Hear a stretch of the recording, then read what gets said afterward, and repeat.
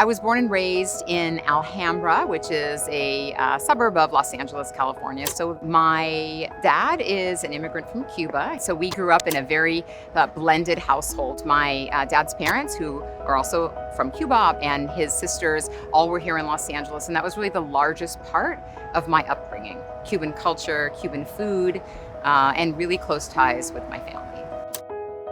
I'm from Milwaukee, Wisconsin, and I'm a first-generation Latina who grew up in an immigrant household. I am the oldest daughter, so I have 3 younger brothers, and I had to basically take the second role of being a second mother for my family because since my mom's an immigrant, she always had to work hard for our family, but wasn't able to be there for those moments. I didn't exactly know what I wanted to be growing up, but I did know that I felt a strong connection with my culture, and I was always drawn to Latino issues and my community and culture. My mom knew that she wanted to give my family a better life, so she would always say, échale ganas a la escuela para que tengas una mejor vida y no sufras como yo. And that would always hit me. So that my hard work led me to get to a private high school that was a predominantly white high school, where I became the other. It was really difficult for years because I had to navigate this space alone. My culture was not represented, and I didn't have any guidance of how to, apply for college or find those advancement opportunities. But nonetheless, I continued to work hard, and that led me to get a full-ride scholarship to the University of Chicago. When coming to college, I was exposed to a whole new world. It was a different environment because all the people that I met were nothing like me. I felt very small. Especially the first 2 years were really hard for me because I didn't find a community there or know how to navigate this space to make sure that I was on the right path to success. And that's something that was really detrimental to me because I wanted to make sure that I took advantage of these opportunities, but I just didn't know how exactly. Turning point for me in fully accepting my Latinidad, my heritage and my culture, and that I was Cubana and this was mine and I could own it, was this opportunity in college I had to study abroad. And I will acknowledge that my parents did turn themselves and their finances upside down to make this happen for me. But I know I reconnected with language and culture in a way I don't know that I could have otherwise. That was when I really realized, I can find this in me, and I haven't. And so I kept on this journey. And I think that propelled me to do the work. At the bank and in advertising and in the restaurants and everywhere I worked, I had such an intense love for the communities and for the plight, really. And I loved it, and I still do. Where I come from, there are a lot of young Latinos who feel very disconnected from their purpose, just like I was before. And I think that there is a really important need to build a supportive community, a community that shows up for you.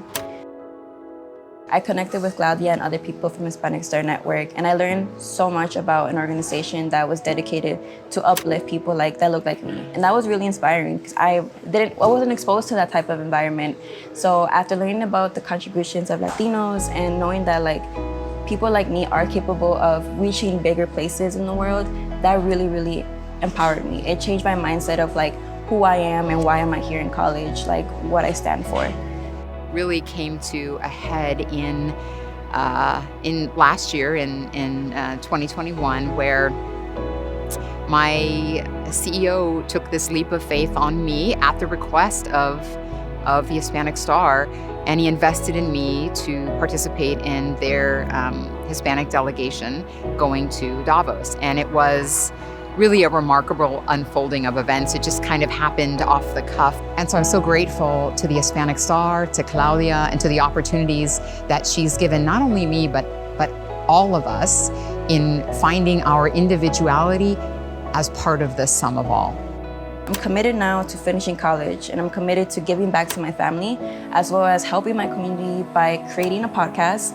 It's a project that I'm working on called Project Star, where we come together to share stories about Latinos, as well as to educate our local community about these Latino contributions, about Hispanic Star. That is really important, so we can all be unified and feel empowered that everybody can have that opportunity to feel like stars. But what I think is more interesting is seeing you and just you are you have this power within you. Just hearing you talk about like the podcast, you're just like, I saw this need, I did this. There's so much power in your story, and I see parts of it. While your story is different, I see Sorry, parts girl. of it. I'm just like really emotional right now because everything you're saying, I honestly would not hit. I honestly would not learn that I really can't do this if I don't meet people. Sorry, if I don't meet people like you who are leaders and care. That's something you don't really see where I come from, and I know so many other people don't either. And it means a lot because I think these conversations are needed so much more.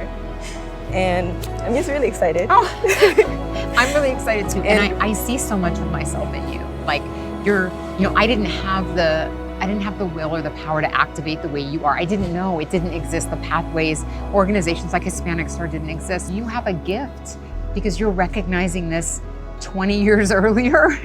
And I think I want to help you. You have a community in Hispanic Star and in all of the partners of Hispanic Star. When we think about Hispanic Star, we think of like the entity, but it is made up of a lot of little dots, little people, right? Like me and like all of the folks that are watching this story. And I think that you have, what is beautiful is I don't only think you're going to go really far. I know you are. But I know that your impact is going to be greater than mine ever could be. And I'm so happy for you for that. I'm so happy for